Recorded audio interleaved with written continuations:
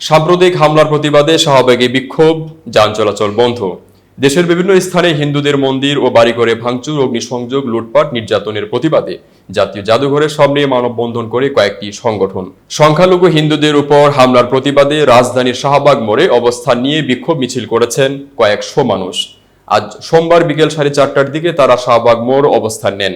এতে এ এলাকায় যান চলাচল বন্ধ হয়ে যায়। ছাত্র জনতার গণ অভ্যুত্থানে আওয়ামী লীগ সরকারের পতনের পর দেশের বিভিন্ন স্থানে হিন্দুদের মন্দির ও বাড়ি ঘরে ভাঙচুর, অগ্নিসংযোগ, লুটপাট, নির্যাতনের প্রতিবাদে তারা বিক্ষোভ সমাবেশ করেছেন। বিক্ষোভকারীরা বিভিন্ন ধরনের স্লোগান দিচ্ছেন। এর মধ্যে রয়েছে তুমি কে, আমি কে, বাঙালি বাঙালি, জেগেছে রে জেগেছে, হিন্দু জেগেছে, অ্যাকশন অ্যাকশন, ডাইরেক্ট অ্যাকশন, আমার মন্দিরে হামলা কেন, জবাব চাই জবাব চাই, হিন্দু সম্প্রদায়ের উপর হামলা কেন, জবাব চাই জবাব চাই, justice justice, we want justice প্রভৃতি। এর আগে তারা আজ বেলা 3টা থেকে শাহবাগে জাতীয় জাদুঘরের সামনে মানববন্ধন করেন।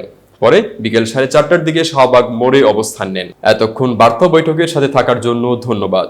নতুন নতুন তথ্য ও সংবাদ পেতে বার্তা বৈঠকের ইউটিউব চ্যানেল ও ফেসবুক পেজের সাথেই থাকুন।